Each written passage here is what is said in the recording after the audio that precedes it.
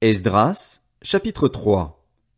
À l'aube du 7e mois, les Israélites étaient installés dans leur ville, et le peuple se rassembla comme un seul homme à Jérusalem.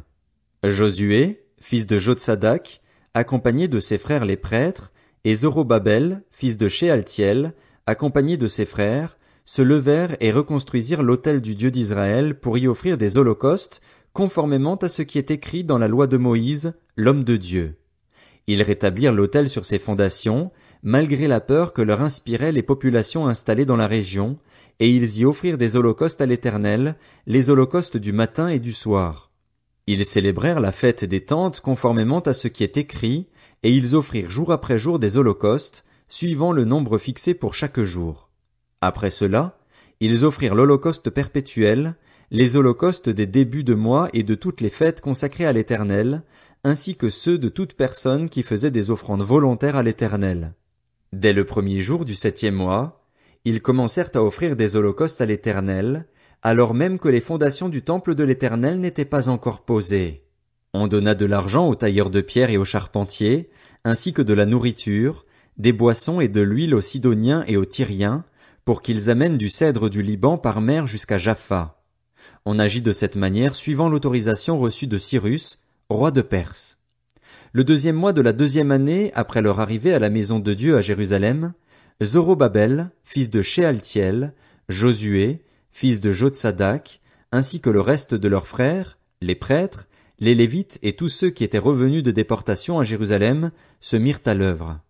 On chargea les Lévites âgés de 20 ans et plus de surveiller les travaux de la maison de l'Éternel. Josué, accompagné de ses fils et de ses frères, Kadmiel, accompagné de ses fils et des Judéens, s'occupèrent tous ensemble de surveiller ceux qui travaillaient à la maison de Dieu. Il y avait aussi les fils de Henadad avec leurs fils et leurs frères, les Lévites. Lorsque les maçons posèrent les fondations du temple de l'Éternel, on disposa les prêtres en costume avec les trompettes et les Lévites, fils d'Asaph, avec les cymbales, afin qu'ils célèbrent l'Éternel d'après les directives de David, roi d'Israël. Ils se répandaient, en louant et célébrant l'Éternel. Il est bon, oui, sa bonté dure éternellement pour Israël. Et tout le peuple poussait de grands cris de joie en louant l'Éternel, parce qu'on posait les fondations de la maison de l'Éternel. Cependant beaucoup, parmi les prêtres, les Lévites et les chefs de famille âgés qui avaient vu le premier temple, pleuraient tout haut pendant qu'on posait sous leurs yeux les fondations de celui-ci. Comme beaucoup d'autres faisaient éclater leur joie par des cris, on ne pouvait distinguer le bruit des cris de joie de celui des pleurs du peuple.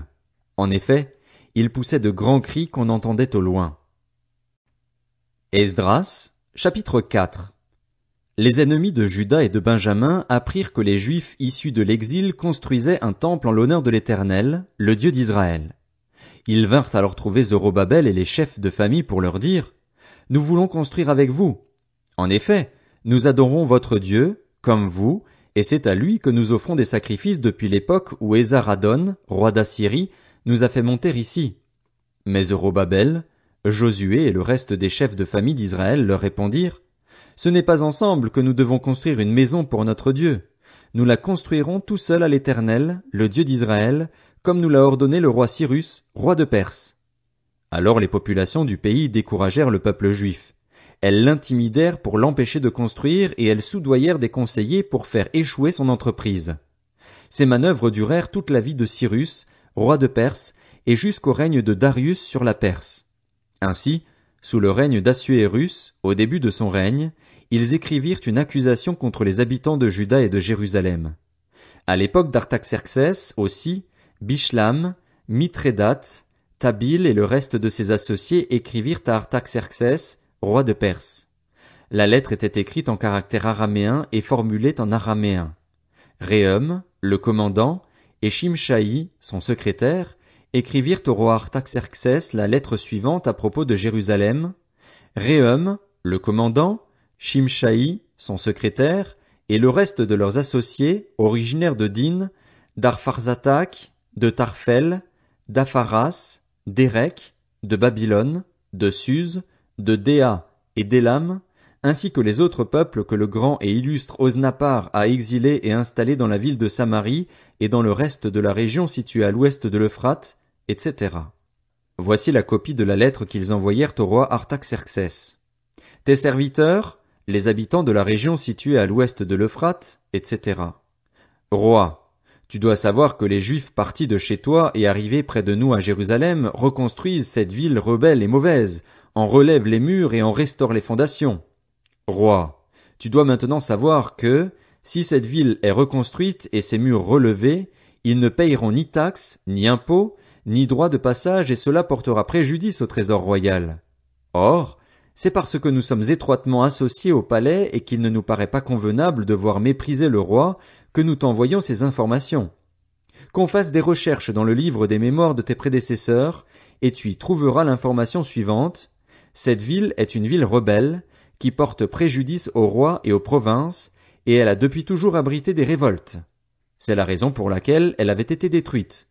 Quant à nous, nous t'informons, roi, que la reconstruction de cette ville et le relèvement de ses murs te priveront de toute possession à l'ouest de l'Euphrate. Voici la réponse envoyée par le roi à Réhum, le commandant, à Shimshaï, son secrétaire, et au reste de leurs associés installés à Samarie et dans le reste de la région située à l'ouest de l'Euphrate. Mes vœux de paix, etc. La lettre que vous nous avez envoyée a été lue distinctement devant moi. J'ai donné ordre de faire des recherches, et l'on a trouvé que depuis toujours cette ville s'est soulevée contre les rois et a abrité des rébellions et des révoltes. De plus, il y a eu à Jérusalem des rois puissants qui ont exercé leur domination sur toute la région située à l'ouest de l'Euphrate et auxquels on payait taxes, impôts et droits de passage. Ordonnez donc de faire cesser les travaux de ces hommes, afin que cette ville ne soit pas reconstruite tant que je n'en aurai pas donné l'autorisation. Évitez toute négligence concernant cette affaire, afin que le préjudice porté au roi n'augmente pas. Dès que la copie de la lettre du roi Artaxerxès eut été lue devant eux, Réhum, Shimshaï, son secrétaire, et leurs associés s'empressèrent de se rendre à Jérusalem vers les Juifs, et ils firent cesser leurs travaux par la violence et la force. À ce moment-là donc, le travail effectué pour la maison de Dieu à Jérusalem s'arrêta, et ce jusqu'à la 2e année du règne de Darius sur la Perse.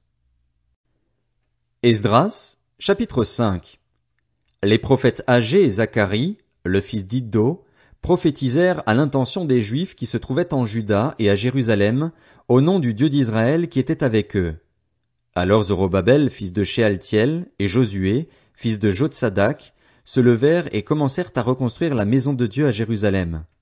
Les prophètes de Dieu étaient à leur côté pour les soutenir.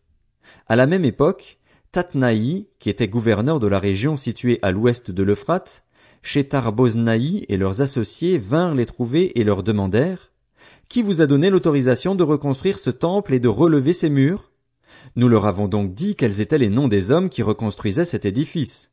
Cependant, Dieu veillait sur les anciens des Juifs et on laissa continuer les travaux pendant l'envoi d'un rapport à Darius et jusqu'à la réception d'une lettre sur cette affaire. Voici la copie de la lettre envoyée au roi Darius par Tatnaï, gouverneur de la région située à l'ouest de l'Euphrate, Shethar-Boznaï et ses associés d'Apharzak qui habitaient cette région. Ils lui adressèrent un rapport dont voici la teneur. Tous nos vœux de paix, roi Darius. Roi, tu dois savoir que nous nous sommes rendus dans la province de Juda à la maison du grand Dieu. Or, elle est reconstruite en pierre de taille et le bois est posé contre les murs. Ce travail est effectué avec soin et progresse rapidement entre leurs mains. Nous avons interrogé les anciens en leur demandant « Qui vous a donné l'autorisation de reconstruire ce temple et de relever ses murs ?» Nous leur avons même demandé leurs noms pour te les faire connaître en te donnant par écrit ceux des hommes qui sont à leur tête. Voici la réponse qu'ils nous ont faite. Nous sommes les serviteurs du Dieu du ciel et de la terre, et nous reconstruisons le temple qui avait été construit il y a bien longtemps. C'était un grand roi d'Israël qui l'avait construit et terminé. Mais nos ancêtres ont irrité le Dieu du ciel, de sorte qu'il les a soumis à la domination du Babylonien Nebuchadnezzar, roi de Babylone, qui a détruit ce temple et exilé le peuple à Babylone. Toutefois, la première année de son règne sur Babylone, le roi Cyrus a donné l'ordre de reconstruire cette maison de Dieu. Il a même retiré du temple de Babylone les ustensiles en or et en argent de la maison de Dieu, que Nebuchadnezzar avait enlevés du temple de Jérusalem et amenés dans le temple de Babylone.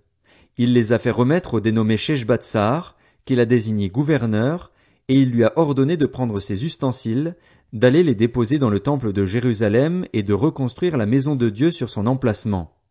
Ce Sheshbatsar est donc venu, Il a posé les fondations de la maison de Dieu à Jérusalem et, depuis ce moment jusqu'à maintenant, elle est en construction, sans avoir encore été terminée. Maintenant, si le roi le juge bon, que l'on fasse des recherches dans le dépôt des trésors royaux à Babylone, pour vérifier si le roi Cyrus a effectivement donné l'ordre de reconstruire cette maison de Dieu à Jérusalem. Que le roi nous fasse connaître ensuite quelle est sa volonté concernant cette affaire.